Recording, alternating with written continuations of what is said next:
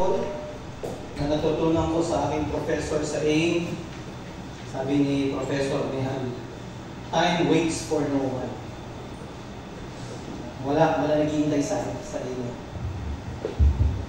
Okay, so start na yung recording so that for those who are not here, kahit in spirit, makita nila sa YouTube.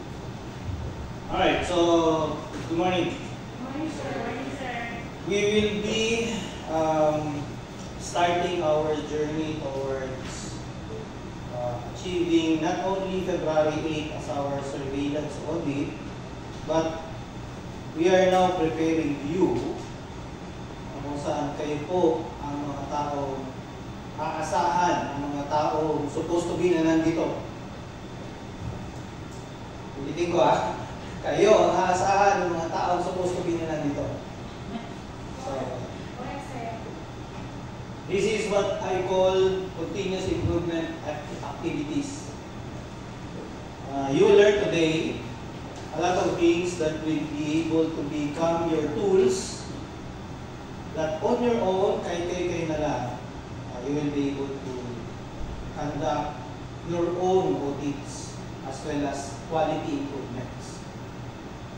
I will be your facilitator, not your professor, not your teacher. Ano yung bakit? Ang teacher kasi one way.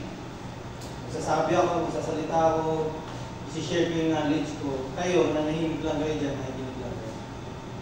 No, I'm not the teacher. I am a facilitator. You are my colleagues. We are co-workers. We are of equal footing. Huwag niyo tingnan yung rango kasi rango doesn't mean anything in quality. Wala po. Quality is everybody's business. That only means regardless of your rank, your position, that doesn't matter. Sir, PO lang ako eh. Sir, inspector lang ako. Sir, IUP lang ako eh. No. Quality doesn't talk about rank. Quality affects everyone. So that's why quality is everybody's business. Tandaan nyo, ang quality po, magastos. Alam nyo kung bakit magastos ang quality? Bakit magastos ang quality?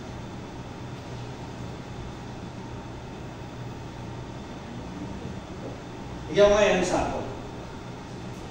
Naka-order na ba kayo sa Lazada? Yes? Tama ka? Order na tayo lahat. Tapos nung diniliver sa inyo, ano dumating? Order ng t-shirt. Kulay puti. Large. Ano dumating? Tapos, anong quality ng t-shirt?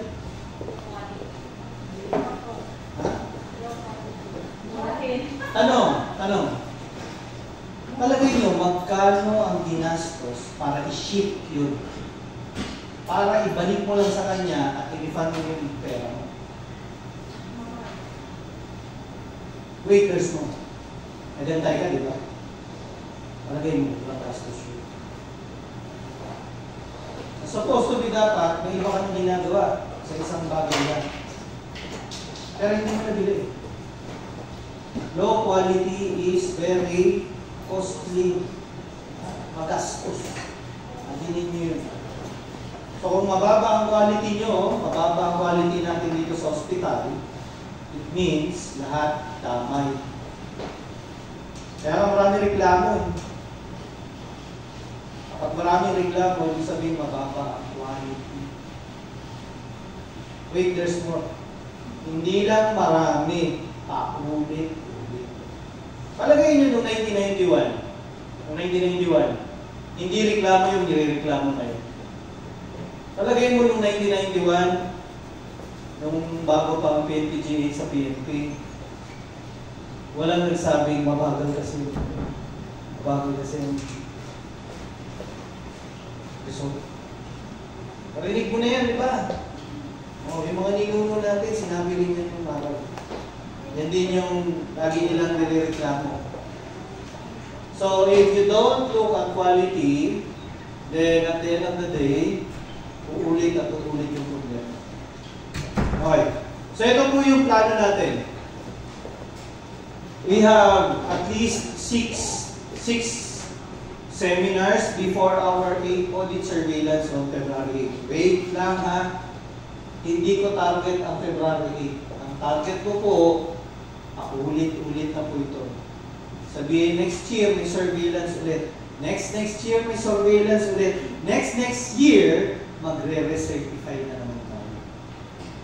Ano ibig sabihin nun? Huwag mo sabihin na tapos na yung February, tapos na ang quality. Tapos na ang palabas. Hindi po ito palabas.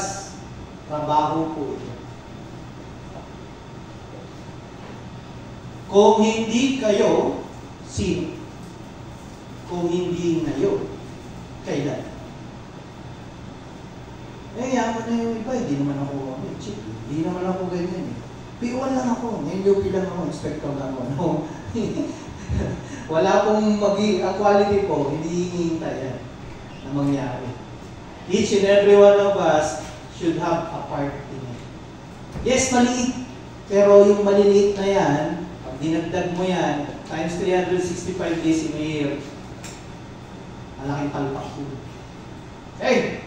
So, ang uumpisahan po natin, the end in mind. Nag-audit na tayo, right? Tapos na tayo mag-internal audit. May result ang internal audit. Ang resulta po nun, ang outcome nun, ay mayroong audit findings. Ang audit findings ay nahahati po sa 3. Okay? Ang first na audit findings is commendable findings. Ang second audit findings is opportunities for improvement. Pangatlong audit findings po ay non-conformity. 3 lang yun. Anong difference ng 3? Simple lang po.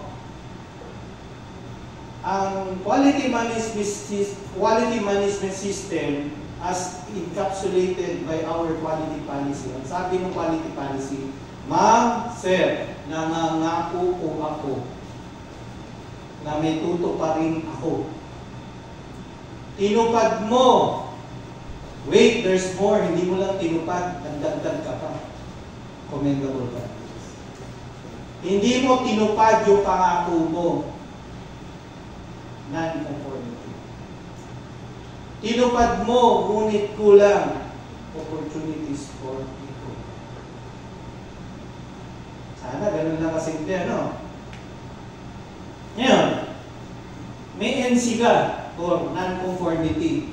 Diyan papasok ang SICA. Once meron ka audit findings na non-conformity, i-issue ka ngayon ng auditor ng SICA. Sabi nga nung isang webinar, paramihan doon ng kotse. Ilan ang SICA mo? Hindi kotse, ang SICA po stands for Correction and Corrective Action Report. So meron kang non-conformity, sinabi sa inyo auditor, o ikaw nangako ka tapos di mo tinupad. Ito NC para sa'yo. Tapos ito PASCAR para malaman ko kung anong gagawin mo. Yun lang yung SICA. That's today. Gagawin natin yan sa loob ng 1 oras. 1 oras lang ha, no more, no less. Sa January 9 next week, we will now discuss the audit process. Sir, ba't taon na yung SICA? Ba't sir, hindi mo muna i-discuss yung audit process? We begin with the end in mind.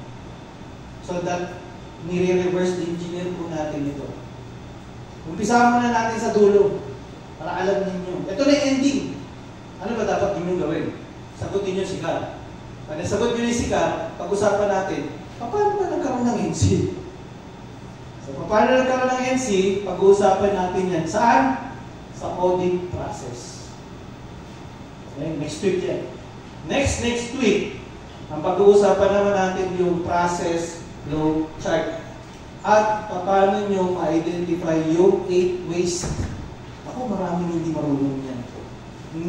Kahit ako, late ko natutunan niya. Kung alam ko lang, sana nung pagpasok ko pala sa servisyo, alam ko na yung 8 ways. Alam niyo ba 8 ways? Hindi. Ba't kayo nagsa 7S? Yun yung hinahanap sa 7S kaya. 7S kayo ng 7S. Hindi nyo naman pala alam kung ano yung 8 ways. Alam niyo niyo ba yun? Pag tinuro sa inyo ang 7S, ibig sabihin, alam niyo yung 8 ways. Kasi yung 7S, yan yung dapat mong gawin para i-address yung 8 ways. Pero, bago mo gawin yung solusyon, kailangan alam mo muna yung problema. Because a problem half solved, a problem half identified is a problem half solved. Problema, hindi mo nga alam kung ano yung problema. Tapos may solusyon ka kagad. May ganun. Then, alright. Next po is documented information. Ngayon sir, sabi, sir, ba't nasunod yung process flow chart? Tapos yung audit process yung nauna. Kasi nga, di ba, ito muna unahin natin kasi ito yung problema nyo ngayon. Yan yung problema na issue kayo si Car. Sir, hindi naman ako na-issue ng sikat. Huwag ka mag-alala, daratingin sa'yo. Huwag mong gawin yung ginagawa mo, huwag mong gawin yung pangako mo. Mabibigyan namin yun ng sikat. Wait, darating yung external auditor, palagay nyo, lusot na kayo. Uy, wala naman kami sikat. Ngayon, wala naman kami NC. Hintayin nyo yung external auditor. Baka may makita. Audit process, at dapat maintindihan nyo paano nagkaroon ng NC. Process flow chart, kasi nga po, ang basic foundation ng QMS is process-based. Kailangan may proseso. Step 1, Step 2, Step 3, Step 4, Step 5, Step 6. Saka naman nakakita ng organisasyon na walang proseso. Lahat yan meron. Ang problema, hindi dokumentado yung process natin. Dahil papansinin nyo, pag umalis kayo, tapos kayo yung pinakamagaling dun sa opisina nyo, ano nangyayari? Pilay yung unit. Yung susunod sa'yo, nakanganga. Oo, nakanganga, kasi hindi niya alam gagawin. Bago lang ako dito eh. Kasi yung excuse, di ba? Oh, bakit di mo lang ginagawa mo? Ba't marami ka mistake? Kasi bago lang ako dito. Yung laging excuse. Pero kung may proseso tayo, umalis ka, may papalit sa'yo, 100 years from now, yung proseso pa rin. Okay? Next. Documented information and records management. May proseso ka nga. Ang mula, asan?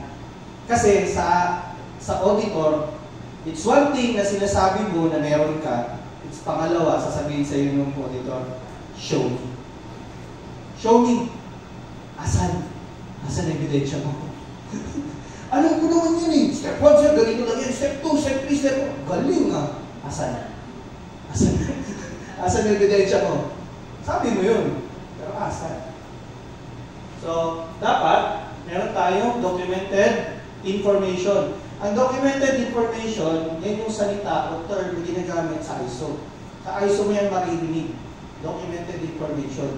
Pero pag police, records, ebidensya, yun na yun, pareho lang yun. Walang pinagkaiba. So, yung records management, dinagdag ko po yan kasi ang documented information, pang ISO na term, pero ang basis niyan is records management. May batas po tayo na nagsasabing dapat may records management activity. So, dapat pag-usapan natin yan. Next! Sa January 30, we will have our mock scenario. As if, nandito na si external auditor. So, i-mock scenario natin. Katulad ng ginawa namin as internal auditors, as if nandyan yung external auditor. Eh, sir, nangyari naman na yan, ba't paulitin natin? Kaya nga tayo maraming palpak kasi kinidelivery. When I was in PSG, pag darating si Presidente at may pupuntahan siya, we always need a drill. May drill parati yan. Pag may darating dito, Presidente, Prime Minister na ibang bansa, may drill yun. Di pwedeng, bahala na si Batman, pag kami nangyari. Kaya mo na, magaling naman tayo. Hindi, walang magaling pag walang drills. Magaling ka nga, paano kasama mo? E paano pag may nangyari? Ano nyo gagawin nyo? Yung plan B, plan C, plan D. Hindi. Ano pag nadapa si Presidente? Ang gagawin nyo, paano pag binaril siya? Paano pag sinaksak? Paano pag binato ng itlog? Ano mo gagawin nyo? So, dapat meron tayong mga scenario. So that, ahead of time, mapag-uusapan na ano dapat gawin. Last but not the least po, we will have our final preparation. Kasi nga, di ba? Plan. Plinano mo. Gawin mo yung plinano mo. Kasi nangako ka na gagawin mo yan. Gawin mo, do. Tapos, check. Check mo. Ano yun? Natupad ko ba yung pinangako ko o hindi? And then, yung hindi mo nagawa, hindi mo nagawa? At hindi mo nagawa yun? And then, ano yung solution mo dun sa naging problema mo? Kaya, plan, do, check, act. Okay? So, yan po yung ating maliit na preparasyon bago po mag-surveillance audit. Wait. Yan na rin gagamitin nyo for next year.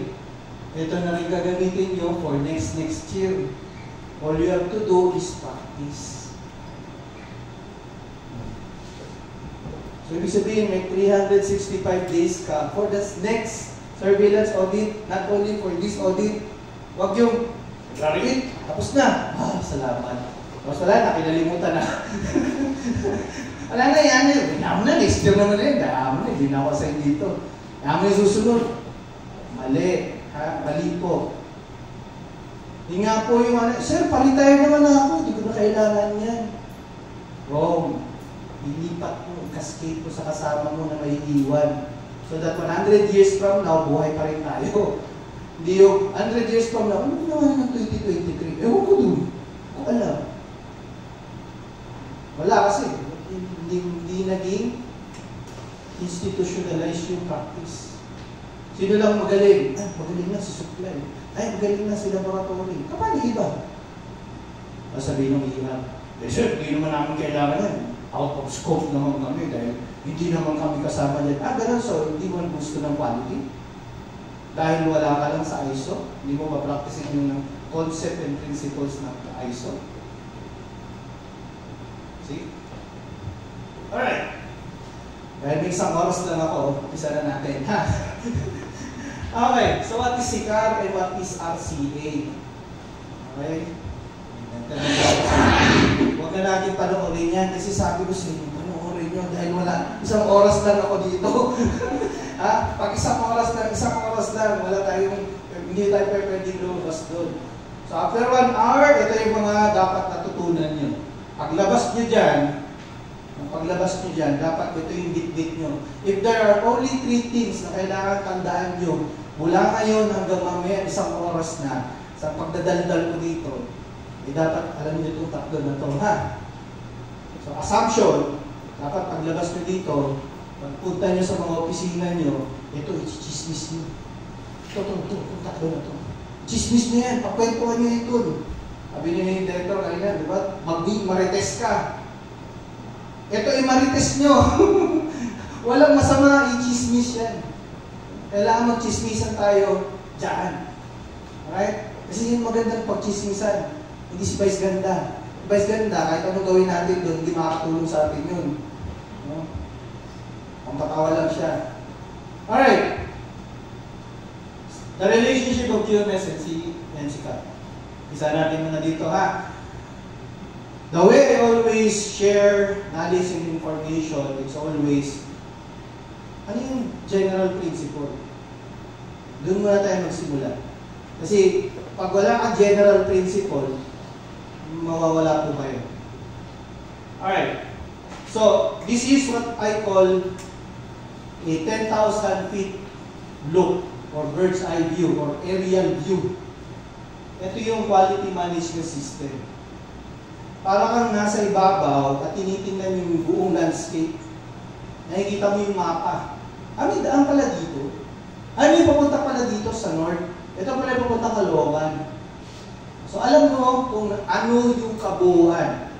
That is what we call the quality management system. It's a system. It's a whole system approach. Mula taas hanggang baba. Top management, core process owners, support process owners. kasama sa quality management system. Yung SICAR, ito yung mga nandun na sa ground. Kayo na yun. Kasi na-issue nga ng SICAR. So yung gagawin mo, in relationship, if mula dito hanggang dito, alam mo naman pupunta ka dito eh. Pero, paano ka pupunta doon? Teka, may traffic light ba? Marami bang sasakyan? May lubak-lubak ba? May humps? May tumatawid ba na pedestrian? Ilan ba yung traffic light na madadaanan ko? May Burger King kaya? Yun yung ibig kong sabihin. Ang SICAR nyo, yan yung ginagawa mo on specific things. But don't lose sight of the aerial view. Na bukod sa daanan na dinadaanan mo, may ibang tao din na dumadaan dyan. So, each and every one of you will be going through this highway, this quality management system. But each and every one of you has a specific, distinct, and unique SICAR. Kayo ang gagawa niyan. And ikaw lang ang makagawa at makasolve niyan. Hindi pwedeng si Supply, gagawin din yung SICAR ni HUD. Iba yun. Iba kasi yung dinadaanan niya. Right? Iba yung situation niya. Iba ang process niya. Iba ang waste niya. Iba ang environment niya. Yun yung ibig sabihin niya. Right? And, to address your SICAR, kailangan alam nyo rin yung general process of change. Kung gusto mo may magbago, gamitin mo ang PDCA method. Input, process, output. Ulitin ko. May input, may pinasok. May ilalabas. Kasi may pinasok, dapat may lumabas. Tama? Pero, ang difference is dapat may proseso na mangyayari para may nadadagdag na value. Example, paano naging burger ang burger? Ano yung input niya? Karne. Ano yan? Kakainin mo, pau. Hindi, di ba? Karne mo. Yung karne muna, plus ban. Tama, may ban. Ano pa? May sauce. Ano pa? May vegetable. Para lumabas sa kanya ay burger. So, ang inputs mo ay yung mga sinabi nyo. Ang tanong, ano yung proseso bago siya naging burger? Ano yan? Ginanong mo lang, naging burger na? Ano kasi? Harry Potter? Hindi kasi Harry Potter. Right? So, anong dapat? Step 1. Pag ikaw yung nautosan gumawa ng burger sa loob ng McDo, ano yung step 1 mo? Step 1. Okay nga. O, andun na yung karne. Andun na yung giniling. Ano gagawin mo doon? Gawin mo burger patty. So, naging burger patty na siya. Ano susunod? Lulutuin mo na. Ano susunod? I-assemble mo na. Paano mo assemble eh? Ha? Ano nga yung step by step na yun? Ano yun? Tinapay mo na. Alangan naman yung karne, tapos lagay mo sa babaw ng tinapay. Iba yun ha? Hindi yung burger. Iba yun ha? Iba. Hindi na burger tawag doon. Di ba? Meron step by step. Ganon din po tayo dito sa ospital. So, pag pumasok ang pasyente, yung customer mo, ang sabi ng customer mo, bakit ka pumunta dito sa OPD? Bakit? Bakit ka pumunta? Palagay niyo, bakit pumunta siya sa OPD? Ano yung papacheck up niya? Yung siko niya. O kaya yung mata niya. O yung tiyan niya. Whatever. Ano siya? Bata, matanda, buntis. Di ba? Yun yung customer mo. Meron siyang requirements. Sir, pumunta ako dito kasi masakit yung balakang ko eh. Sir, pumunta ako dito kasi buntis ako eh. O sir, pumunta ako dito kasi malabo yung mata ko. So, may proseso siya ang pagdadaanan, yun yung process mo. each and every one of you. Meron diyang mula records, tapos yung services ng OPD hanggang sa lumabas siya. Dapat ang lalabas sa kanya, ano yung lalabas? Ano yung output? Alagay niyo, anong output niya? Pagpasok niya, paglabas niya, ganun pa rin. Parang walang nangyari. Hindi siya satisfied. Dapat satisfied. Right? Customer should be satisfied at the end of the day. Paano mo siya na-satisfied? Eh, dapat na-address mo yung problema niya. Gets? Okay. So, input, process, output. In general, ang ating process, generic process is, una, nagpaplano ka. Dapat may plano ka. Hindi yung ura-urada ka lang magtatrabaho.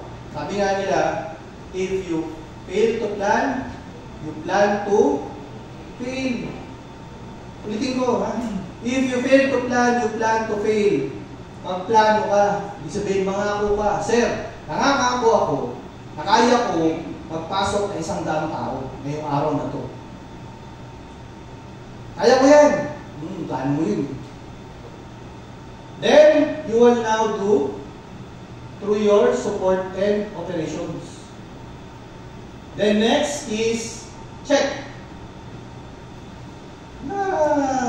Check up kaya si Sir, yung aking patient? Check up ba? Nasunod ba yung checklist ko? Nasunod kaya? Paano yung walk-in? Basta na lang dumating. Sama ba yan sa plano mo? Kung may problema, hindi siya na gamot, ano yung gagawin mo? As a result. Sir, balik na lang kayo dito. Bibigyan mo ulit siya ng susunod na schedule. Tama, di ba? Check up. Yun yung check up. So, i-improve mo. Right? Ini-improve yan over time. So, babalik ulit ka, after mong mag-up, paplanuhin mo ulit. Ano yung nangyari last time? Nung MPOW tayo. Ilan ba yung dumating? 300? Okay, so yung 300 na yun, ilan yung na-process natin? 250 lang eh. Kasi yung 50? Hindi ko alam, hindi ko punta eh. Pwede ba yun? Hindi ko alam. Dapat i-check-in kayo. Check mo ngayon. Ba't yung 50? Pa-explainin yan. As from the 50, kaya pala kasi nare-resign yung kalahati. Actually, iba naman ganito. So that you can now plan for the next one. Yun yung basis mo, yung data mo from previous. Teka lang. Kadalasan, ang misnomer is PDCA cycle. Akala nila paulit-ulit lang. Hindi po. Ang PDCA po, ang PDCA, pag natapos mo yung isang cycle niya, kailangan nag-i-improve ka. Umaangat siya. Para hindi ka umatras, dapat maglagay ka ng standard. Ang nangyayari kasi sa iba, trabaho, hindi naman naglalagay ng standard, babalik yan dyan. Babalik. Kasi hindi ka nag-i-improve. Babalik ka lang dito. Maglagay ka ng angkla, ilalagay mo standard. So that kayo sa office nyo, yung standards ba kayo na ini-implement dyan? Kasi kung wala kayong standard, babalik ka lang doon sa pinanggalingan mo. Okay. So what is SICAR? Ang SICAR po, hindi lang yan basta-basta ginagawa. Karamihan po kasi ginagawa lang siya kasi inisyo sa amin. Tapos bibilin the blanks nyo. Nabasa niyo ba yung SICAR nyo? Tingin nga isang sample. Ayan, di ba? This is just a piece of paper. Pero, you know what? This is just a tool. A tools for improvement. If you want to improve, you follow this tool. Kaya tinawag na SICAR kasi yung first word is correction. The susunod na word is corrective action. Those are two different things. Magkaiba po sila. Okay? So, papaliwanan ko po kung anong difference nilang dalawa.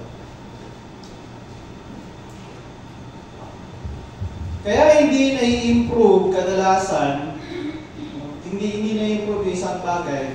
Sir, may problema tayo. Anong problema? Nadulas mo si Major Salvacion. Bakit nadulas siya? Punasan. Mas wala na. Pinubukasan. May nadulas na naman. Punasan. Kinabukasan ulit, may nadulas na naman. Punasan. Bakit? Kasi hindi lang kaya natin gawin. Hanggang doon lang. Because we always, basahin mo nga yan, anong basa niyo dyan? Jumping to. Sigurado na kayo? Yan na. Yan natin ha. Hindi pala. Kayo ang nag-jumping to conclusion. Nakala nyo agad, jumping to conclusion. Yan. Kasi yan yung problema. Yung jumping to conclusion. Hindi nyo nga alam kung ano nakasulat eh. Ulitin natin ha. Ayan ha, makakasabihin nyo. Ayan, ano yun ulit? Parang. Kala nyo lang yun. Kayo pala yung jumping to conclusion. Yung pala yung nakasulat doon. In-assume nyo lang. In-assume mo, jumping to conclusion. So, ibig sabihin, each and every one of us is behaviorally nagja-jump to conclusion. So, let me just, testing po yan ha. Don't jump to conclusion. Don't jump to conclusion. So, is change hard? Hirap po ba mag-change? May kasabihan daw sila eh. Change is constant except change. Tama ba? Tama ba yun? Sabihin niya?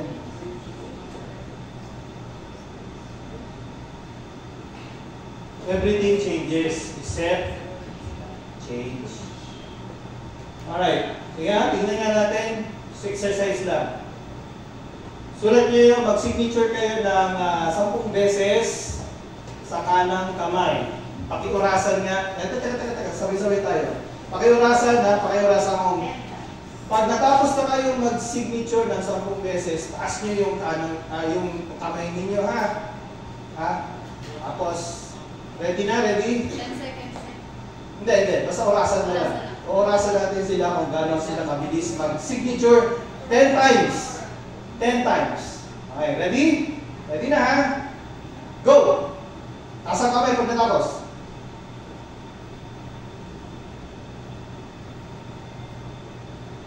Taas ang kamay pag natapos. Taas ang kamay pag natapos. Ilang. Taas ang kamay pag natapos na. Taas ang kamay pag natapos na. Taas ang kamay pag natapos na. Okay. Taas ang kamay pag natapos. Okay. Tapos na. Stop. Ilang seconds? 29 seconds. Tama? Kaya niyo yun, no? Kaya. Ngayon, challenge. Sign with your non-dominant hand. Okay, teka. Sabay-sabay. Kanina, 29 seconds. Tingnan natin kung kaya niyo ang 29 seconds. Wag bara-bara, ha? Okay, ready? Ready? Go! Go!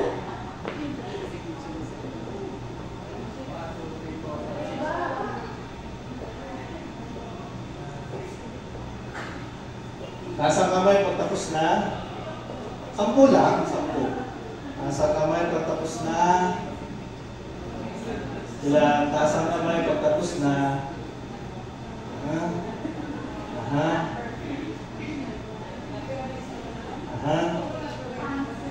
Okay, sige lang. Pagkatapos na, taas ang kamay.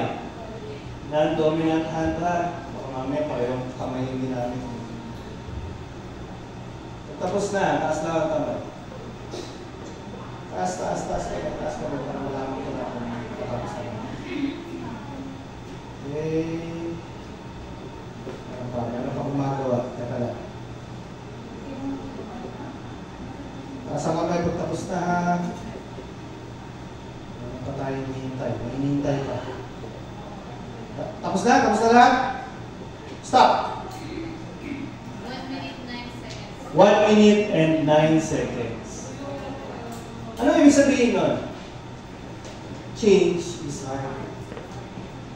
Kaya po tayo hirap na hirap sa ISO kasi ang ISO pinipilit tayo mag-change. Ganun po talaga ang ISO. Ang objective niya is continuous improvement. You cannot improve without change. Kaya po siya mahirap kasi hindi lang po kayo sanay. So change is hard. Okay? So, ito wala ko doon sa binigay sa inyo, pero 2 minutes lang naman siya para makainom din ako ng tubig. Pakinggan niyo siya. Not so long ago, many scientists believed that the brain did not change after childhood, that it was hardwired and fixed by the time we became adults. But recent advances in only the last decade now tell us that this is simply not true.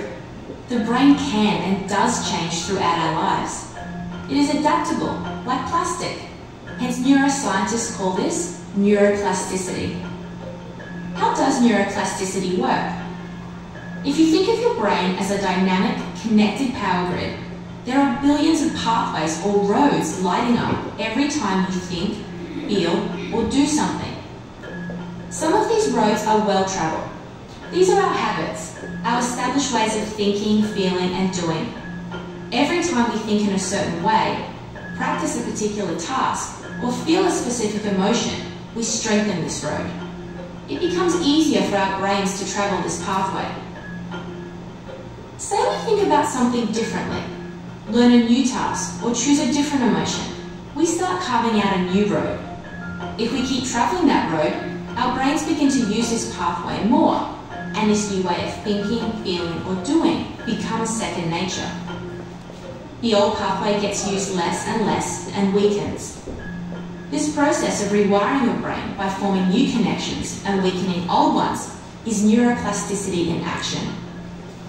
The good news is that we all have the ability to learn and change by rewiring our brains. If you have ever changed a bad habit or thought about something differently, you have carved a new pathway in your brain and experienced neuroplasticity firsthand. With repeated and directed attention towards your desired change, you can rewire your brain. Does that help you understand why change is hard? So, it's not that we don't like change. It's just that we don't like sudden changes. If you want something changed, you need to change dahan-dahan. Kayo, gusto nyo mabago yung mindset ng kasama nyo sa ISO? Dahan-dahan. Ano napansin ninyo ang approach ko sa ISO? Konti, pero dahan-dahan. Pero consistent. Kaya weekly. So akala nyo, February tapos na to. Hindi. Didirection natin to hanggang next year. Hanggang maumay kayo. Sabihin nyo, sir, pwede ko muna nakakaumay na. Hindi nakakaumay yan. Bakit? Diba, neuroplasticity na. The more that you use it, the more that you derive enjoyment once you get used to it. Diba kayo lahat kayo? Kung kayo ay mag-jogging 1 week before the PFT, ano ang pakiramdam? Pagkatapos ng PFT. Aray ko, ang sakit. Tanungin niyo ako pag nag-PFT, kung sumasakit yung katawan ko. Tanungin. No. Because I do it every day. My gym schedule is always 5:30 in the morning hanggang 1 hour. Every day. So, pag nag-PFT ako, sakit? No. Because for me, it's just every day. Sir, ba't di ka nahirapan sa ISO? Kasi nga, I always do it every day. I always set aside 1 hour of my life every day. Either nagbabasa ako o nanonood ako. 1 hour. So for me, this is every day for me. ngayon yung gagawin niya, mahirap talaga. Alright. Diba, pinaliwanag ko na po sa inyo yung dalawa, correction at corrective action. Meron isa pa na hindi nyo na nababasa sa 2015. Pero noong 2008, 9001, 2008, kung inabutan nyo yun, meron silang word na ginagamit, preventive action. Tatlo pala siya. Nawala yan. Nawala yung preventive action. Mamaya papaliwanag ko bakit nawala. Ha?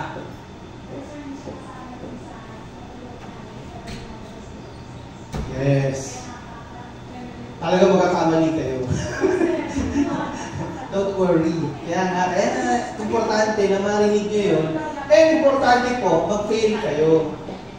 Because failure is one of the greatest teacher. Just don't make it a habit. Mahirap po maging habit ang failure. Ha? Forever failure, medyo mahirap yun. Walang improvement. Kung nag-fail ka ngayon, tapos ulit-ulit, okay lang, sige pa. Pero dapat eventually, wala yung failure. Okay? Okay, ito na ha. Ang technical definition, pag binasa niyo po yung binigay ko na medyo makapal siya, yung ISO standard. 9,000 yun, hindi 9,001. 9,000. Yung 1 na wala. Yung 9,000 po, siya po yung ginagamit as mga general principle, pero hindi siya ginagamit pang coding. Reference lang po siya. Okay?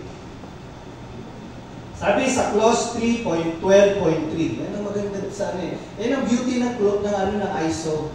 Kasi siya, meron na parang Biblia, versikulo 3, pahina 2, basa. Yan yung kagandaan niya. Nakasulat na. You don't have to reinvent the wheel. Nandun na siya. And since 1950s po, dinidevelop na yan. Imagine mo 2015 na ito, na version. Ibig sabihin, gano'n nakaganda yan. Ang sabi nga, ang correction daw po ay action to eliminate a detected non-conformity. Ano naman po yung corrective action? Under clause 3.12.2, action to eliminate the cause of non-conformity to prevent recurrence. Yung number 3, 3.12.1, action to eliminate the cause of a potential non-conformity or other potential undesirable situation. Kung babasahin nyo lang yan, nung una ko siya binasa nung araw, alam ba yun? Sabi ko, wala nang pinagkaiba. Basta may problema, nasolusyonan. Yun na yun. Yun na yun. Yun lang intindi ko nung araw. Noon yun. Sa dami ng webinar na attenan ko, nagbago na yung isip ko. Hindi pala ganun. Sorry, makikita nyo lang po itong table na to sa akin. Kasi ako lang po ang gumawa nito. Pero may reference din po ako. Okay, sa iba. Pero itong table na specific na to, ako po yung author niya. Hindi po niyo makikita sa internet yung ganyan. Okay, specific to clause in ISO 9001-2015. Ito na, kung bakit nawala yung preventive action. 2015, hindi 2008. Yung previous version, 2008. Correction is under clause 8.7, control of non-conforming outputs. Pag nagtanong kayo, saan ba nakasulat yung correction na yan? Nakasulat yan sa 8.7. Nandun nakasulat. Yung corrective action, nakasulat po yan sa 10.2.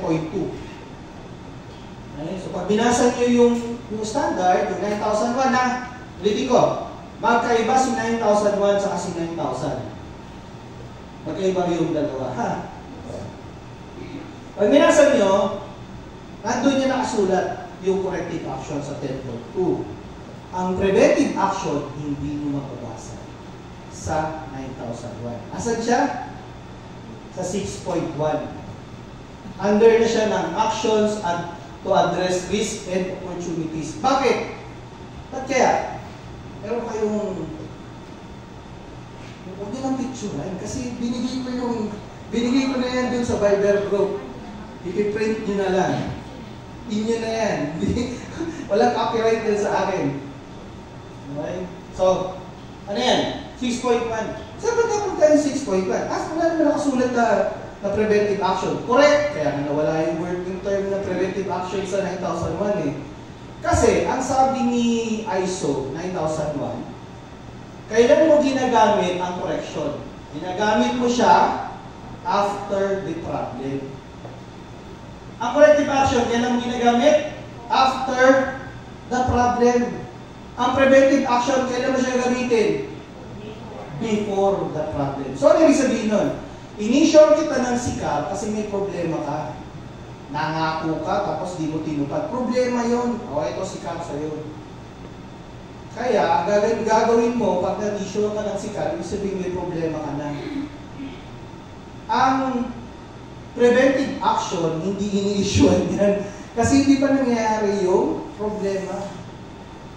Before pa mangyari, iniisip mo na, potential ba magka-problema niyan? So kung titingnan nyo yung hospital natin ngayon, at una, saan kayo naka-assign, tanungin nyo, sir, nangyari na ba itong problema na ito? Kung ang sagot nyo, yes, nangyari na yan, ito yung dapat nyo gawin. Correction at saka corrective action. Kung ang tanong nyo, sir, nangyari na ba itong problema na ito? Nasunog na ba tayo? Hindi pa eh. Pwede ba tayo nasunog? Pwede. Gawa tayong preventive action. Kita nyo yung terms lang ha? Terms lang yan.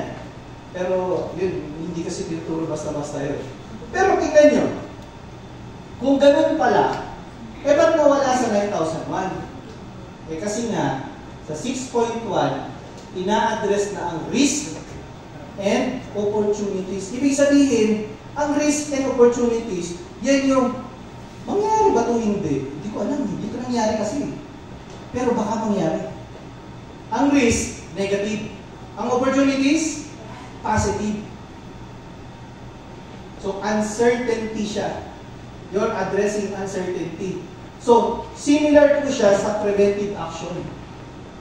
Ibig sabihin po ng preventive action po, hindi pa nangyayari, iniisip mo na, pag nangyari ito, may risk. May risk what? Sunog. May risk what? May risk baka gumuho yung bahay. May risk what? Baka bumaha. Lahat yan, kino-consider mo. So you're now doing preventive action. Wait, hindi na puro negative. Meron din opportunities. Pwede kayang magkaroon ng donation? Pwede. Opportunities yun. So yun yung kailangan mo i-check. Okay? Now, ano yung type of response? For correction, immediate ang iyong response. Ang corrective action, delayed siya. Ang preventive action, delayed din. Pero anong difference ng tatlo? Immediate response siya para hindi na magkaroon ng further nagka-problema na nga eh. No? Nasunog na nga yung kanan, gusto mo masunog pa yung kaliwa. Pwede naman, kaya mo. Kaya hindi ka nagkaroon ng correction. Pero, ang corrective action, wala na tayong magagawa, nasunog na eh. Paano ba hindi makulit-ulit? So, recurrence.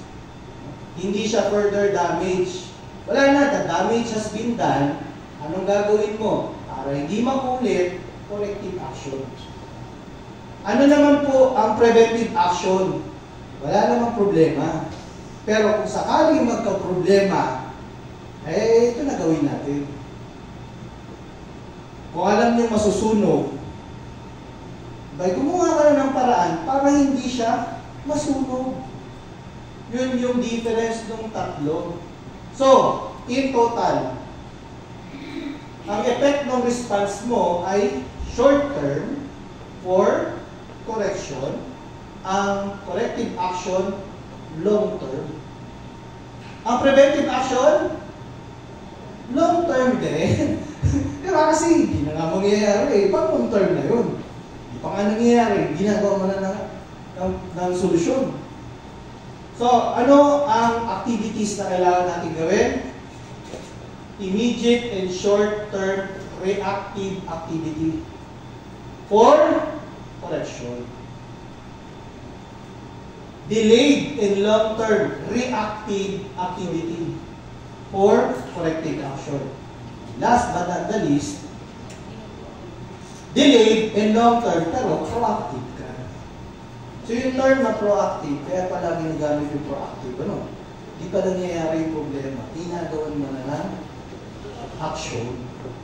Yes. So yan ang difference po ha. Pero in the 9001 context, in terminologies, hindi na po ginagamit ang preventive action. Hindi nyo na maririnig yan. Lalo na po ngayon kayo natuto. Kaya ko lang binalikan kasi maganda po yung terms na ginamit nila before. Kasi mas madaling intindihin. Nung tinuro sa akin yan, na-confuse ako. Ano daw yun? Tapos maririnig ko yung preventive action sa mga ibang experts. Ayun pala yung ibig sabihin. Intindihan po ba? Mas madali siya maintindihan. So, anong ibig sabihin po nun? Pag bumalik po kayo sa inyong mga opisina at binasa nyo ulit yung standard, basahin nyo yung ISO 9001:2015, ito yung mga references nyo. So, kapag naghanap po kayo, ang tanungin nyo muna, teka, may problema ba? Wala problema. Pag ang sagot ay, na-problema na po. May nagreklamo na. Meron tayong na-violate na statutory requirements or regulatory requirements. Meron, kailangan correction and corrective action para hindi na makulit. Ayun, kung ang sagot naman wala ka naman problema. Nag-aalala ka ba? Oo naman. Paano kung mangyari? Ang gagawin natin? Preventive action. Good na. Risk and identification na ng risk and opportunities. Ang tawag na dun po ngayon, hindi na preventive action, risk management. Maganda lang pakinggan, pero hindi yun. So pag narinig nyo yung mga terms na risk management, sabihin wala pang problema. Maganda yan, ha? Kasi para at least gawin na natin. Okay? Intindihan na po. Hindi na masyadong, yung mga terms lang yan. Marami lang kasi masyadong terms, kaya medyo confusing. Kaya huwag kang mag-alala, nag-uumpisa ako, hindi yan ito taliwanag. Kaya ako, na-confuse nung araw. Okay. Yan na, ha? Now, how do we conduct our root cause analysis? Again, hindi ko na ipi-play ito. Nasa YouTube na siya. Balikan nyo na lang, pindutin nyo. Pag wala ka na, umuuo kayo, pumiling ko na ng YouTube ako, nasa CR. Ano na yung may tip lang. Ngayon, kung gusto nyo, kung matagal kayo sa CR, yung isa, yung 1 hour, yun yung panoorin ninyo. Hindi ko na yan. Okay. Ito lang po yung 4 steps. Okay, 4 steps. Ano kalas na? Paano yan? 11:30 na. Hindi kasi 11:30 yung, hindi mo tayo, simula ba tayo ng 10:30? So may time pa ako. Okay pa kayo? Yes, sir. Gusto niyo po matuto? Yes, sir. Sige. Alright, yung 4 steps, ito lang po yung summary niyan. Ang 4 na steps for root cause analysis, yung procedure ng root cause analysis, simple lang po. Step 1, clarify the problem. Of course, kung wala problema, ano gagawin nyo? Wala kang gagawin, wala kang problema eh. Pero kung may problema, you must first clarify the problem. Clarify mo kasi. Clarify mo muna. Problema ba talaga? Problema ba talaga yan? Baka naman hindi problema yan. Baka naman hindi problema, baka sabi mo lang yun. Okay. Bakit? A problem well-defined, define mo yung problema, is a problem half solved. Ang problema ng iba, jumping to conclusion. Hindi, dati na namin dati ko sa dati ko ang unit, ganito lang ginagawa dyan eh. Dati nga, ganito ginagawa lang, jumping to conclusion ka, shooting from the hip. Kala mo galing-galing, di naman. So, i-define mo muna yung problema. Pag hindi mo de-define ang problema, mahirap kung solve ang hindi mo alam. No? Mahirap mag-solve ng hindi mo alam. Next, collect data. Sabi nga ni Edward Deming, no? If you do not have data, that is just an opinion. Opinion mo lang yun. Walang data, walang evidence, wala opinion mo lang yun. Diba sa korte ganun? Opinion mo lang yun. Baka may ebidensya eh. So, you should be able to specify the root cause by studying the process. No? Ano yung proseso? Anong proseso ba? Sir, di ko alam ang process. Bakit? Eh, kasi wala kaming process eh. Ba't wala kaming process? Wala kasi kaming process flowchart. Next, identify the root cause. Okay, fine. Alam mo na yung problema. Late. Late si Major Salvacion. Ba't siya late? Bakit siya late? Dapat nagkakaroon ka ng root cause analysis. Late siya kasi late siya gumising. Bakit siya late gumising? Kasi hindi niya sinet yung alarm. Bakit hindi niya naset yung alarm? Kasi nakalimutan niya, busy utak niya sa ibang bagay. Bakit busy yung utak niya sa ibang bagay? Kasi dami-dami niyang ginagawa. Nakalagay kasi dun sa kanyang tasking, sa job description, perform task as directed. So ano yung sabihin nun? Sir, kailangan kong tanggalin na yun? Pwede. Why not? So ang sabi po, identify the root cause, avoid jumping the gun. Nabaril, ayun, kung saan mo na ibaril, dahil putok. No? Accidental firing ka tuloy. Instead na doon sa target, si witness. Si witness din nabaril mo. Awa naman. Identify the root cause. Okay, next is benchmarking. Bakit benchmarking? Sir, why reinvent the wheel? Kaya tayo nag-benchmark sa ibang ospital. Kayo ba, nag-benchmark na ba kayo? Pumunta na ba kayo sa ibang ospital, may mga best practices? Nakinig ba kayo sa kanila ng ginagawa nila? Kayo ba, saan kayo asal? MSD.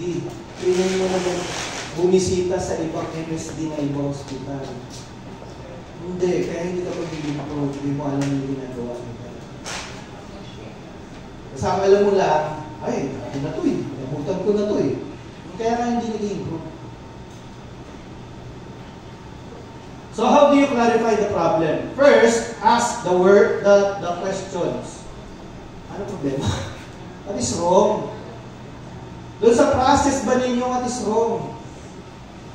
Eh, sasabihin ko na sa inyo agad ngayon, may process flowchart ka ba? Wala. Kung wala kang process flowchart, yun yung problema. Yun yung problema, kasi wala pagbabatay, wala kang evidence. Okay. Next, where did it happen? Anong parte ng proseso? Step 1 ba? Step 2? Step 3? Step 4? Step 5? Sa loob ba ng Sa loob ba ng opisina? Sa labas ng opisina? Saan nangyari? Next is, when did it happen? Kailan? Baka, tanghali, gabi. Pagpasok ba ng tao? Paglabas ng tao? During the input process? Output process? Pag-i-issue ba? Saan? Kailan? Next is, to what extent? Ako, inabot ba hanggang dito o confined lang sa opisina natin? May dami ba na ibang tao? Ayaw lang ba ang na-apektuhan o baka may iba pa? Next is, how do I know? Paano mo nalaman? Paano mo nalaman na may problema? Sinabi nino. Sino sabi? Sino? Chismis lang ata eh. And then next is, which is I think the most important, may standard ba kayo na to meet? Pero better question is, may standard ka ba? Sabi mo lang yun. Diba? Sabi mo lang yun na may mali. O sabi mo lang yun, pero asan mo binase? Problema, karamihan sa atin dito, trabaho ng trabaho, walang standard. Kaya sabi mo lang yun. Pag alis mo, yung papalit sa'yo, standard na rin. Tapos yung pag umalis din yun, may pumalit sa kanya, standard na ulit yun. Tawag doon, di standard. Opinion niya lang yun. Kaya gusto niyo baguhin? Bakit yun yung standard? Na kahit sinong maupo, pag bago ako dyan, yung standard na susunod. So, pagbalik ko sa office, mga sir, mga ma'am, tanongin niyo yung mga important question. May process ba tayo dito? Meron nga ba? At kung may proseso kayo, anong standard? Galing DOH? Benchmark tawag doon. Yes, benchmark yun. Yes, benchmark yun. Kasi may statutory and regulatory requirements. That is what you call standards. Hindi naman kailangan reinvent yung wheel. Meron naman pala sa iba. Ginagawa na pala ni DOH. Ba't gagawin? Ba't di ba tayo sumusunod doon? Wala, kasi DNP kami. Ganun ba? DNP ka lang, ganun. Law enforcer? Law breaker? Pwede ba yun? Hindi pwede, di ba? Okay, basic tools for collecting data. Huwag kasing conference ng conference. Ano nangyayari? May problema! Pa-conference tayo. May nasusolve ba kayo doon? Wala. Wala nasusolve kung puro lang dyan sa table nyo, tapos pagkikwentuhan tayo dalawa. Alam mo, problema nila doon sa sa GSS. Ganito kasi yun no? Nasolve ba namin yung problema nyo? Hindi. Hindi namin masosolve yan. I still remember si Juan Matillano. A very, very long time ago. Hindi ko alam kung kilala ko siya. Ano mo ginagawa nun? Alis yung sa opisina, magang-maga yun, pupunta yan sa mga guards. Tapos, ano gagawin niya sa court?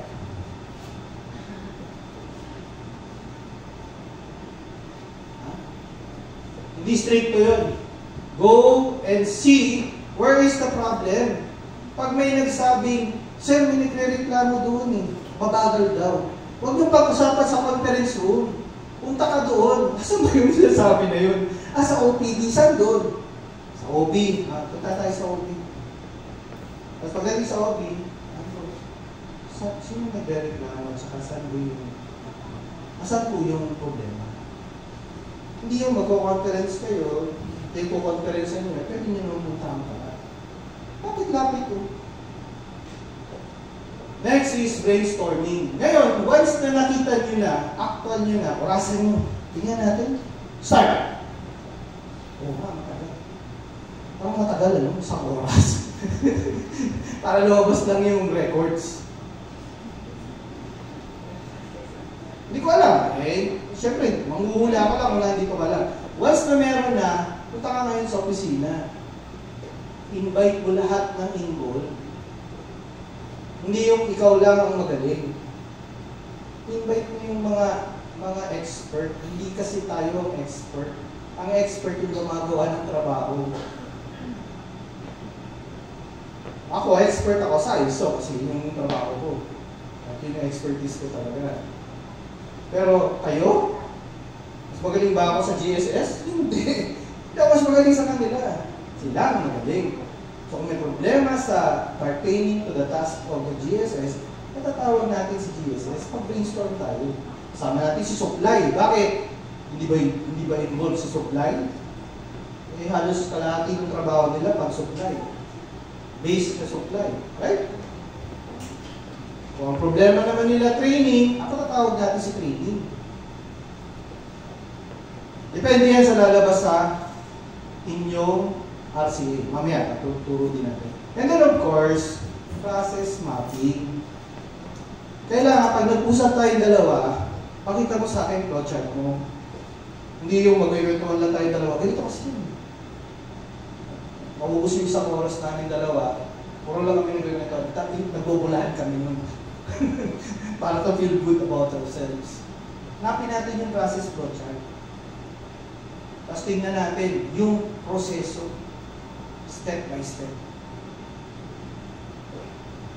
Now, how do you identify the root cause? These are just basic tools. Hindi ito yung masasabi ko best. Marami pa pong iba. DMAIC, FMEA, marami pa po ha. Pero para sa inyo po na nagsisimula, o baka ngayon nilang narinig to, ito muna, simula tayo dito. Okay? Simulan natin sa apat na to. First, Pareto Principle. Sino na hindi pa nakarinig ng Pareto Principle o 80-20 rule? Sino? Taas ang kamay. Be honest. Hindi pa, no? Ganito po yun. Si Pareto po, isang ekonomista po yan, way back 1800s. Tanda na, no? Doon sa Italian yan siya. Na-realize niya that 80% of the wealth of Italy is owned by 20% of people. What does that mean? Tingnan nyo kayo, sa loob ng 8 oras na nasa opisina kayo, 20% noon, sa ginagawa nyo, mauubos yung 80% ng oras. Ito kayo sa bahay. Uwi sa bahay mamaya, ha? Mapapansin nyo, ang problema nyo nagmumula sa 20% na. Kung naiinis ka sa mister mo o sa misis mo, 20% noon, yun yung pinagsisimula ng away mo. Phenomenon siya. Galing nga eh. Pag marirealize ko. Sa gastos natin, 20% doon, pinagsisimulan, 20% lang, na nakaka-apekto ng 80%. Ano ibig sabihin po nun? Yes, busy tayo. Yes, busy tayo. Lahat, walang taong hindi busy, lahat tayo busy. Ang tanong at ang challenge is, ano dapat ang prioritize mo? Ang problema kasi lahat gusto nila gawin lahat mula doon hanggang doon. Tapos, ang ending, strategically, wala kayong natatapos. Parang wala tayong na-achieve ba? Isang taon na nagdaan. 3 days, naubos na isang taon ko dito sa PNPGH. Ano na-achieve ko? May natapos pa tayo. Kasi, when you do everything, you do nothing. Feeling mo lang busy ka. Busy ka for the 365 days. Pero may na-achieve ka ba? May impact ka ba doon sa ginagawa mo? Wala. Kasi gawa ka ng napakarami. Hindi ka nag-focusan sa 20% that can affect 80%. So yan po yung Pareto Principle or yung 80-20 rule. So ang challenge ko po sa inyo, pagbalik nyo dun sa office, identify nyo yung 20% of the problem that affects 80% of the people. Pansinin nyo, meron yan. Meron yan. It might not be 20%. Might be 15%, maybe 10%, pero usually unequal. So your challenge, should you accept, is to identify the 20% first. Okay. Now we go to the RCA tools. Di ba nabanggit ko sa inyo kanina, yun lang po muna. Ay, hindi pala tapos. Ulitin na, meron pa pala. So, pag alam nyo na yung Pareto Principle, dapat alam nyo din po ang fishbone diagram na ginawa ni Ishikawa. Si Ishikawa po ay isang Hapon, obviously. Obviously. Na siya po yung nag-invento niyan first, yung fishbone diagram. Then, merong 5 whys. And then, of course, yung benchmarking. Pero, marami pa pong iba. Marami pa pong ibang tools na pwede ninyong gamitin. Pero meron pong sinabi si Ishikawa na etong 7 na to, basta alam niya yung 7 na yan, yung quality tools na yan, 95% ng quality problems ninyo masusolve nyo.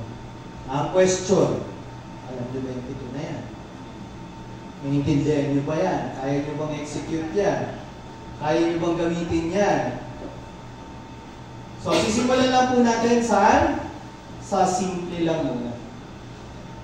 Let's start with fishbone diagram. Ano yung fishbone diagram? Kasi mukha siyang fish. Yan. There is the head of the fish and the bones of the fish. So yung bones of the fish, nahati po siya sa mga M's. M's of management. Ano yung may M's ng management? Is there a problem of maintenance? Is there a problem of measurement, materials, man, mother nature, management, methods, and machines? Yung iba ginagamit P. People, places, planet. So, iba lang yung terms, pero pareho lang po. Okay, D. Ha? So, the fishbone diagrams is just making you think of the different M's of management. May problema ba dito? Pero sir, pwede ba? Paano kung wala naman lahat? Pwede. So, tatlo lang. Pwede naman. Kung yun lang nakita mo. Yun lang nakita mo. Yun lang abot tanaw. Hindi yun ang ilagay mo sa fishbone diagram. Sample. Nung nag-fishbone diagram kami sa IQA, ito po yung nakita namin in terms of machine, man, money, and method. Yan po yung na-identify namin. Ang sabi namin, bakit may lack of awareness on the internal quality auditor ISO requirements?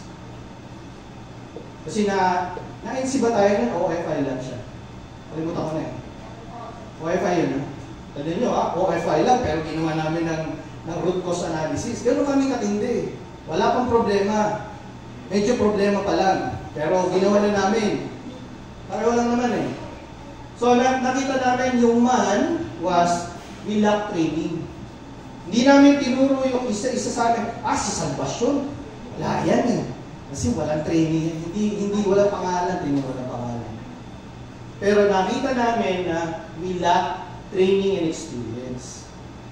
In terms of machine and materials, wala kami opisina. Ano ba? Yung records namin, hindi na manage ng maayos. Kaya yung dating auditor, hindi namin alam kung ano ginawa nila. Kayo, may ganun din ba kayo sa opisina? Nung bago ba kayo doon, nagulat ka ba? Ano gagawin mo dito? Hindi ko alam. Okay. Kasi walang record eh. Kung ginagawa nila ng araw dito, hindi ko alam. 100 years from now, kung yan nangyari ngayon yan, at di kayo nagkaroon ng corrective action, 100 years from now, exact na sinabi mong problema, sasabihin din ng future generation ang papalit sa'yo. Kung nasabi mo yan ngayon, sir, may problema kami sa records. Ibig sabihin ng 1991, hindi sila nagkaroon ng corrective action. Puro lang correction. And jumping to conclusion. Then next, money. Unclear kung ano yung specific budget. In fact, wala kang budget. Next, method. We also lack the process. Kahit may benchmark na kami, kahit nag-training na ako, wala kaming process. So, root cause analysis, sana pinanood nyo to ha, kasi hindi ko na-prepare. Okay. Ang 5 whys, ito po yung 5-year-old method.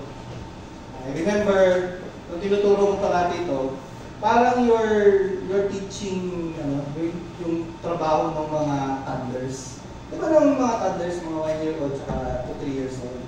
Diba, why is the sky blue? Di ba lagi ganun, why is the sea green? Why? Parating why. Kaya tinawag siya 5-why method.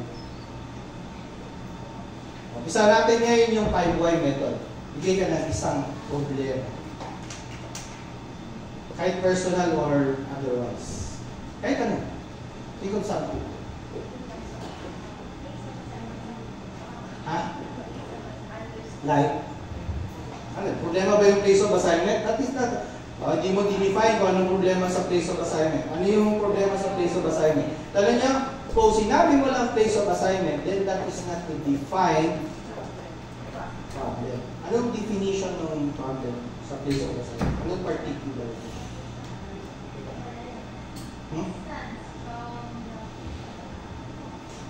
Wala ka? What is the problem? Kasi the place of assignment is not the problem. But what is the problem in terms of place of distance away from the family? That is the problem? Do you think that is a problem? For you. Tama? For you. Tama yan. For you. For you, that is a problem. Pero organizationally, is that a problem? That might not be a problem. Kaya nga, very important you define the problem. Baka naman, personal issue mo lang yun. E kung balikan ka nun, di ba lang, taking kayo, sabi mo, kahit saan focus or ma-assign. Kaya nga, there are three things that you should consider as a problem. First, is it a customer requirement? You, as a customer ng PNP, that is a problem. Pero, regulatorily or statutorily, is that a problem? Baka hindi. In the standard, is that a problem? So, yun yung ibig kong sabihin. It might not be a problem. So, pag nagpareto principle kayo, that might not be a problem. Okay? Now, don't worry. Isa pa lang yun, ha? Hanap tayo iba. Ibang problem. Madumi ang CR. Ako, napakagandang problem. Hindi nga totoo. Napakaganda. Tanong, 5 boys. Bakit madumi ang CR? Maraming pumapasok sa loob. Problema ba yung maraming pumasok? Hindi ba expected na maraming tao na papasok? Kasi kung walang taong pumasok, hindi CR yun. Kasi tandaan nyo, ang CR, isa lang yan. Isa lang yan. Ano ulit? Madumi ang CR, bakit? Walang tubig. Tama, di ba? Walang tubig. Bakit walang tubig? Mahina ang... Ano to? Mahina ang ito.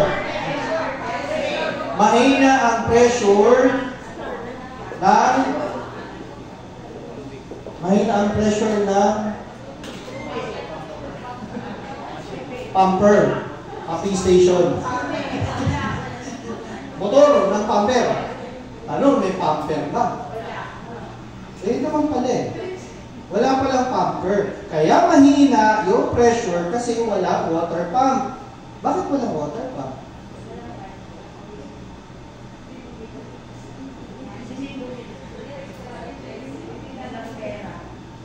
Kasi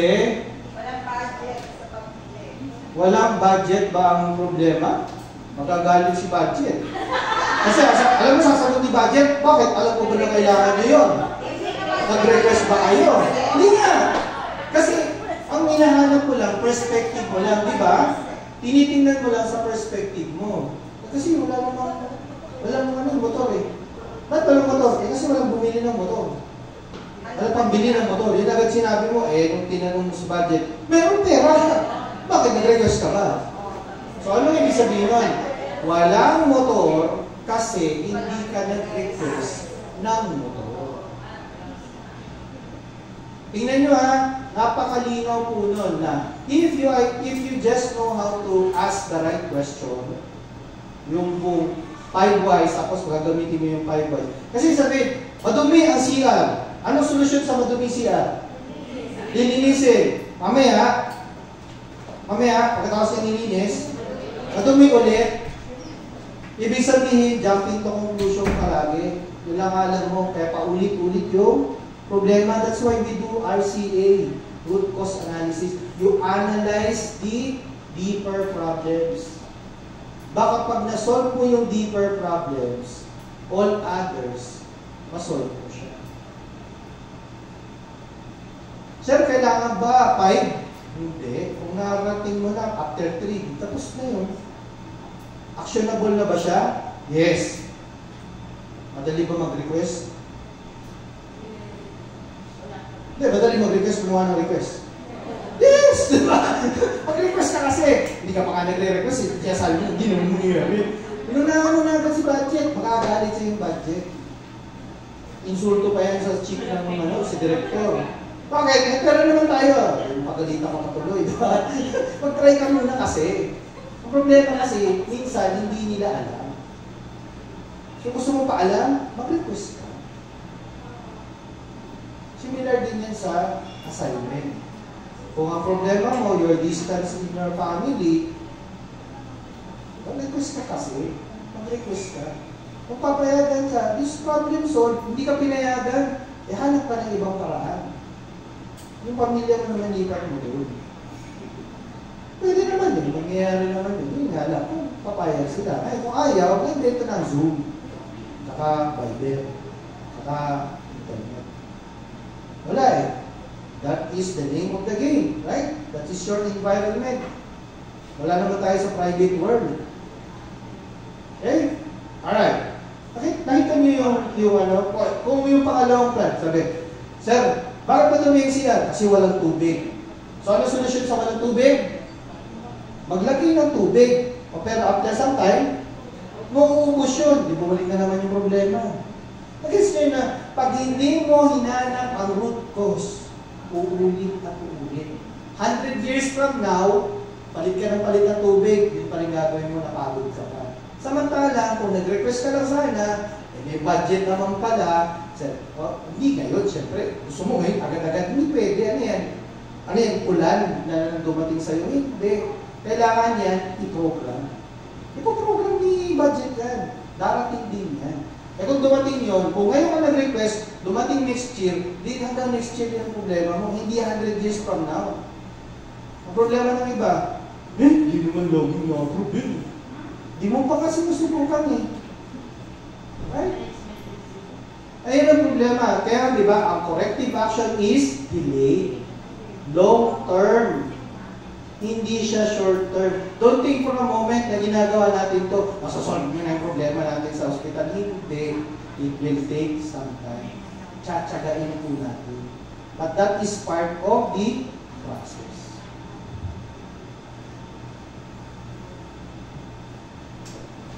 Tulad nito. Problem. Client refused to pay progress payment. Meron yan, di ba? Yung mga problema na ganyan, hindi nagpayag. Nag-abscond. Bakit? Kasi we completed the activity late. Late na eh. Kaya pala malis. Why? Kasi yung activity took longer than estimated. Bakit nga tinagal? Kasi hindi namin ma-procure yung material. Ba't di nyo ma-procure yung material? Kasi hindi namin binili agad. Ba't di nyo binili agad? Kasi hindi namin na-analyze na. Kasi busy kami, ang dami namin yung schedule. Yes niya? Kung inayos nyo lang sana yung schedule nyo, na-purchase nyo ng maayos, kung na-purchase nyo ng maayos, nagkaroon ng enough materials, kung nagkaroon ng enough materials, hindi masyado matagal yung trabaho. Kung hindi masyado matagal ang trabaho, hindi kayo na-late sa pagbigay ng kailangan ng customer at hindi nag-abscond o nag-reduce ng payment. That is root cause analysis. Yung root ng problem. Hindi yung pinapampam nyo lang yung problema. Hindi nyo binubunot yung ugat. Diba yung mga kalahit kaya dumadami yan? Kasi tinatagpas nyo lang yung dahon. Bungkalin nyo yung ugat para masolve yung problema ng talahit. Sample. Same. Right? Same yung ginawa namin kanina. Merong absence of the internal auditor. Pero ang root of the problem namin is lack of awareness on ISO requirements. Of course, meron niyang in the middle, hindi naman yung straight line lang. Maaaring yung walang tubig, isa lang yan sa maaaring branch of the problem. Yes, madumi. Pero problema lang ba, walang tubig? Ano pa iba? Kulang ang tao na maglilinis. Bumili ng motor, nagkaroon ba ng tao? Wala. Madumi pa rin. So, iba na namang branch yun ng 5 wise mo. Ba't kulang ang tao? Kasi hindi kami binigyan. Nag-request ka lang. Nag-request naman pala. Hindi lang may bigay. Ba't di may bigay? Noong time na yun, pero meron na ngayon. O, kasi nag-request siya, katulad ng request ng pera, ng budget. Yes nyo, kung sana na-request niya noon. Problema kasi, we look at it at short term. Gusto mo agad-agad yung, gusto mo instant. Hindi, ang ISO po hindi instant noodle yan. Pag nagugutom ka, ito, forever na system. Wala na tayong lahat dito. Kung institutionalize ang ISO at napapractice ito, musikal, so on and so forth, yan ay masosolve po yung problema on its own. Ngayon, di ba marami tayong nakitang branches? Yes? I-apply niyo po ngayon yung Pareto Principle. Alin ba dito ang top 1? Kasi baka mamaya, masolve mo lang yung isa, malaking bagay na. O, matanong ko kayo, problema ba yung development plan, yung career development plan, versus training plan, versus endorsement, versus lack of standards and standards or lack of records. Alin dyan, yung isa lang ang masolve mo, maaaring masolve na yung ibang problema. So, yan yung sinasabi natin, 80-20 rule. Kasi, kung lahat yan, pagsasabay-sabayin mo, of course, kailangan ng pera, ng tao, ng oras, hindi po lahat yan, may oras ka. Kasi meron lang pong 24 hours a day, 7 days a week, 12 months a year. Walang forever. Usually, ang careers natin, 20 years to 36 years. Wala akong maabot ng 40 hanggang above.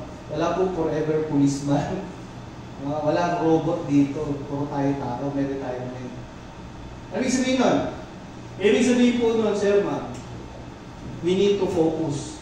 This year, ano ba importante? Ano ba yung kaya lang muna natin gawin? Mamimili po tayo dito. Pero paano mamili? Apply the 80-20. So, ano ibig sabihin po nun? If you only know the basics muna. First, fishbowl diagram. Ano-ano yung mga different M's na kailangan natin i-consider? From the different M's, mag-5 voice ka. Kulang ang tao. Bakit kulang ang tao?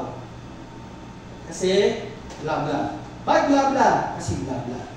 Bakit blah blah? Kasi blah blah. Hanggang sa mabunot mo yung ugat. Yes? Ha? Alam mo, napakasimple po niya. Sa sobrang simple, hindi nga ginagawa. Yun lang ang problema, ano? Hindi, ba't di ginagawa? Kasi hindi alam eh. Ba't di alam? Kasi hindi nag-training. Kasi, bakit di walang training? Ewan ko. Yun yung root of the problem. Walang training.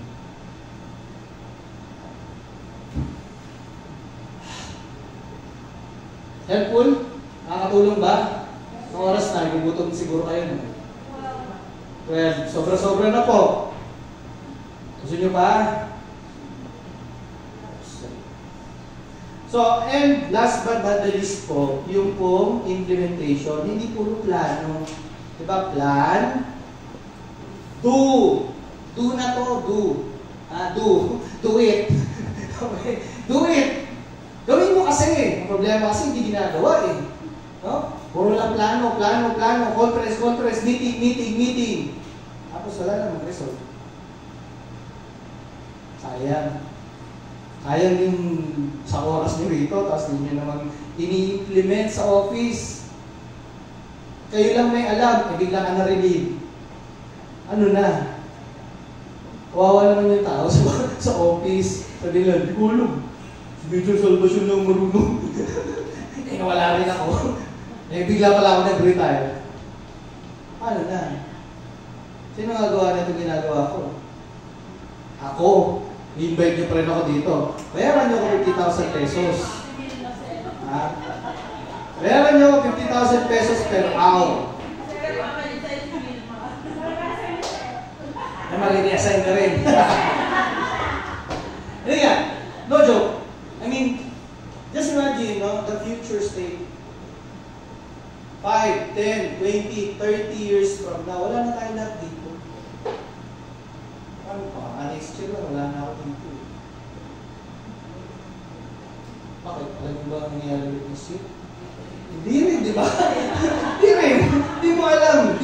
Wala nakakaalam ng bukas. Ang importante, nag-prepare ka. So, gawin niyo. Right? So, ang kagandahan kasi sa PDSA or PDCA, you are experimenting what works and what does not work. Yan ang kagandahan mo. Kita mo yung result? Kung maganda ang result, repeat. Ulitin ulit. Maganda eh. Hindi maganda, huwag na ulitin. Wala maganda eh. Ano pa iba? How do you find others? If you have time, read the work up, read this book, Lean Startup. Tuturo sa inyo minimum viable product. Ang gist ng storya rin ito. So merong isang itong author ng book na yan, may ginawa siyang program sa computer. Tapos siya 6 months. 1. Pinagirapan niya yun, pinagpuyakan niya. Tapos nung niro-roll out na yung program, sabi lang ng customer, pangit. Bakit kinin mo 6 months ng buhay mo na wala? For them to just say, hindi effective. Ano ibig sabihin po nun, sir, ma'am? Hanapin mo lang yung minimum viable product. Kung kaya na yan, i-implement mo na. Then from there, iterate. So, from then on, sabi niya, I just need to find a minimum viable product. Sino sa inyo dito yung nagmo-Mobile Legend? Hindi, wala. Ikaw. Nung nag-uumpisa ang Mobile Legend, ganun ba kaganda? Hindi, di ba? Once upon a time, pangit siya kahit di ko alam yung nilalaro mo na yan. Sorry, di ako naglalaro ng Mobile Legend. Wala akong oras. Pero, kung naglalaro kayo, I still remember, Atari nung araw ng bata ako. Naglalaro ko nung unang version niya na pangit-pangit niya. Pangit yung graphics, pangit yung ganito. Diba yung Super Mario Brothers, pero nakakatuwa siya. Pero alam niyo ba nung ginagawa yan, dahan-dahan niya yung Super Mario Brothers. 1, 2, 3, hanggang maging 5. And so on and so forth. Yung Mobile Legends at one point in time, pangit yan. Tapos gumanda na lang, gumanda. Ganun din po tayo. Pag may naisip po kayo solusyon, i-test nyo. Test nyo kasi, hindi mo tinitest eh. Hindi pa nga nangyayari. Hindi mo nangyayari yan. Pero lagi ganun, ano? Negative ka kaagad. Kaya nga hindi tayo nag-i-improve.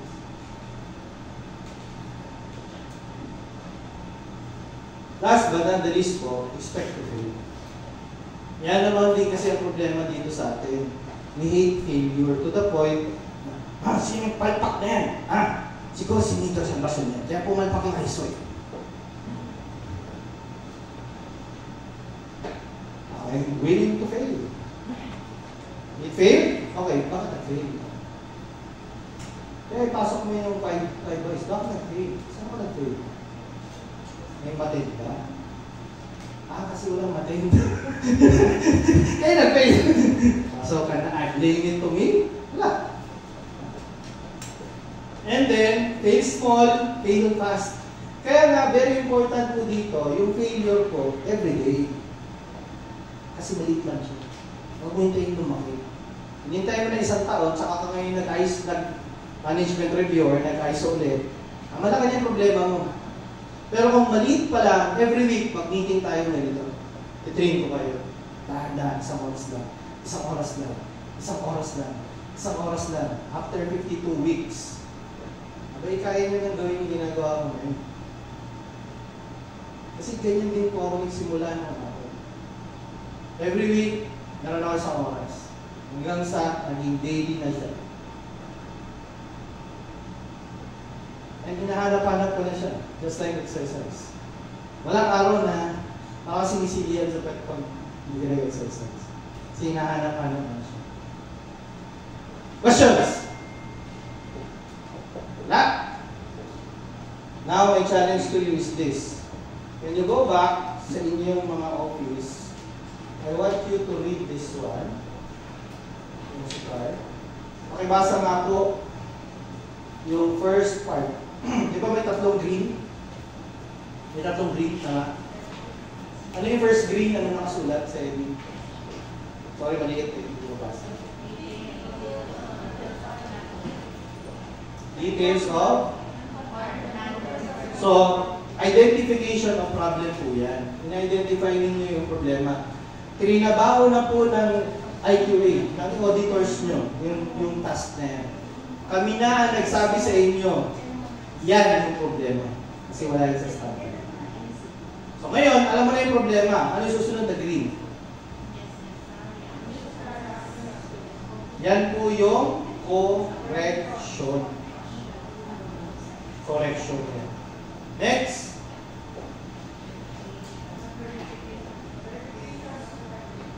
Yan yung implementation. Okay. Last example na po, bago tayo matapos. Last example. May sunog. May sunog. Ano ang correction sa sunog?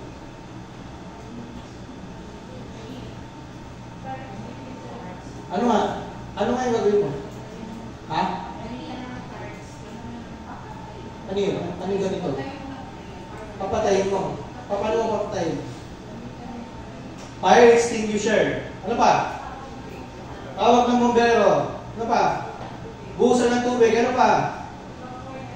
Evacuate yung tao. Ano pa?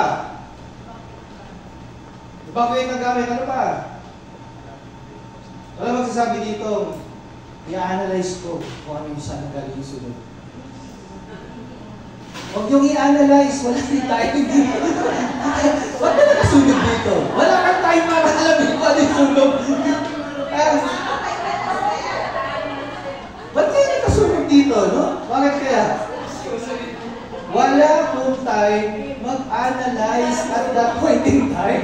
So, ang correction po, walang analysis, immediate action lang siya. To address the current problem at hindi na manganak pa yung problema. Hindi yan eh. In-analyze mo pa talaga, siguro ganito kasi yun. Siguro may nasusunod dyan. Siguro may nanigaral yun dito. Kaya na kayo na ma-analyze mo yun, nag-hospital, nasunod na. Okay? So, corrective action, dyan po papasok yung analysis. Okay? Para at least simple lang ang explanation ha. Pag may sunog, wag mag-analyze.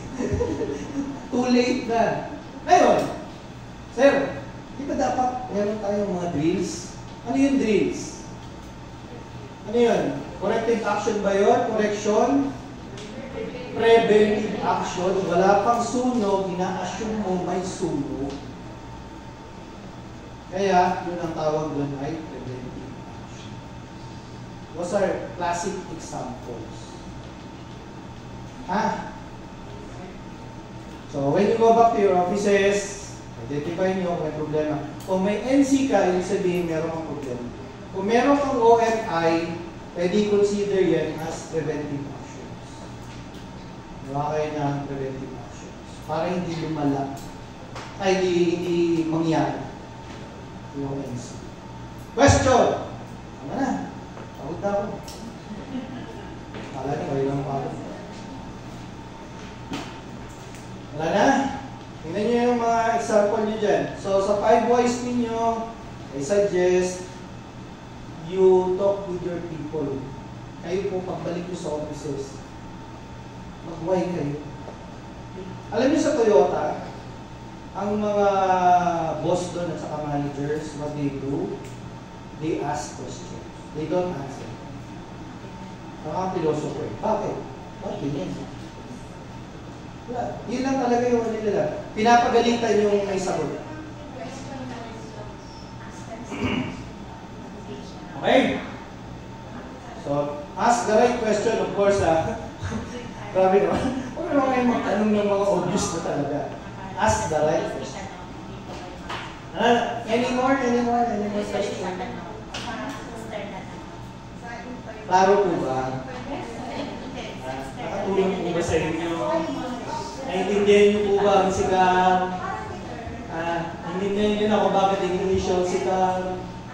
Hopefully po, naintindihan po siya. Pero kailangan ko po ng resulta. Kailangan po namin sa IQA ng resulta.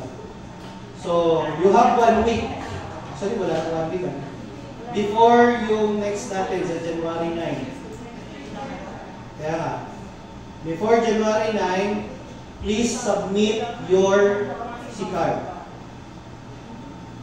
Yan, CCAR. Sa'yo. Tapos, i-submit nyo sa IQA para makita po namin. Kasama yung fishbone diagram and 5 whys. Umuyot naman. Try nyo muna. Talagang mahirap kasi first time yung gagawin. Wala pong madali sa una. Wala po. Nagbisikleta ka agad-agad. Parang Olympic na yung agad. Pwede ba yun? Hindi. So, ganyan din po yun. Mahirap, yes. Naiintindihan ko. You will fail? Yes. Magkakamali kayo. Walang problema. Papel lang po yan. Okay? Naiintindihan po ba, Sir Ma'am, ang challenge? Yes. For now. Pero kung meron na kayo soft copy, i-post nyo doon sa Viber group. Bakit? Para may template yung iba. Kasi gagawin ng iba dyan, copy-paste natin. Oh, teka. Di ba? Apart po nung nandun sa, sa RCA steps, benchmarking. Tingnan nyo yung ginawa ng iba, baka may best practice na sila doon. Di copy-paste. Sabi nga ng professor ko sa A, copy shamelessly. Copy shamelessly. Bakit nahiya ka? Kinopya mo yan? Yes! Wala namang problema, kinopya ko sa kanya.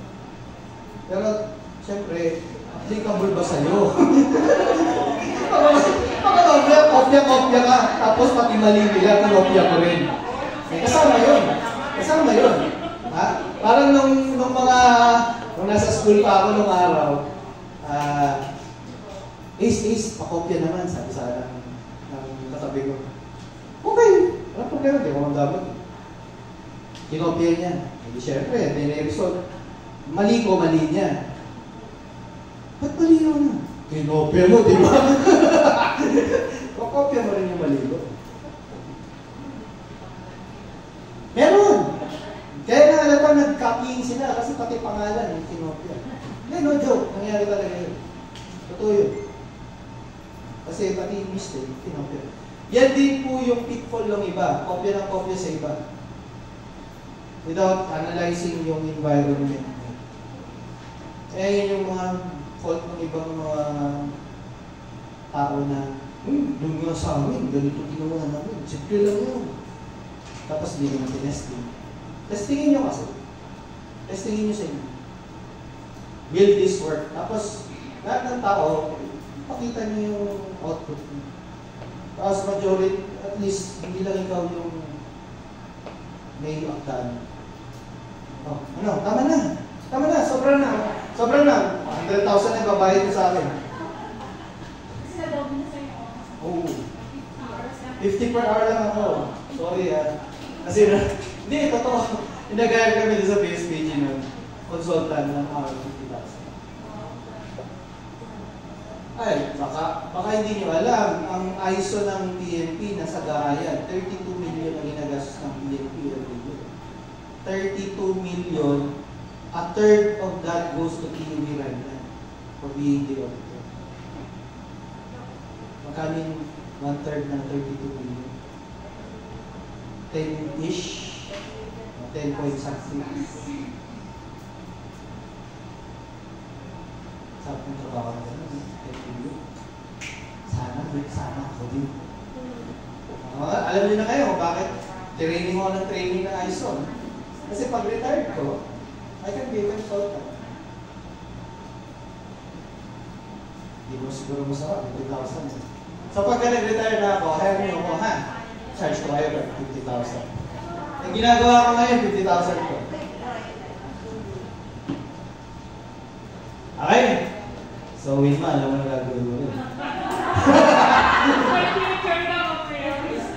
Alam nyo, hindi masama. If you have to invest in something, invest in yourself.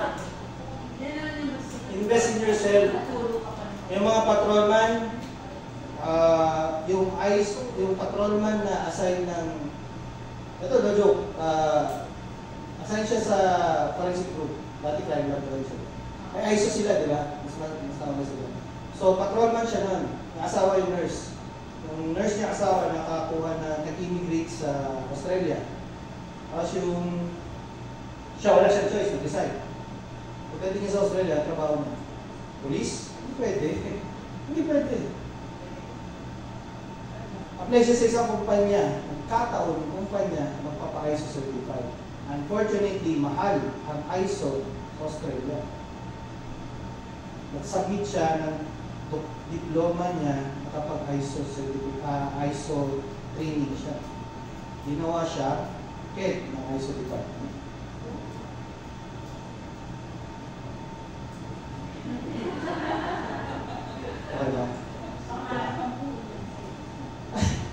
Mamumuhunan mo na rin lang. Huwag ka naman mamumuhunan sa ibang certificate, sa ibang training na hindi ka naman babayaran ng malaki. Siya magbabayad sa iyo para tumalon sa aeroplano. Sino? Pagka nag-retire ka, 50 years old, 56 years old, tatalong ka aeroplano, airborne training. Wala na gagawin mo.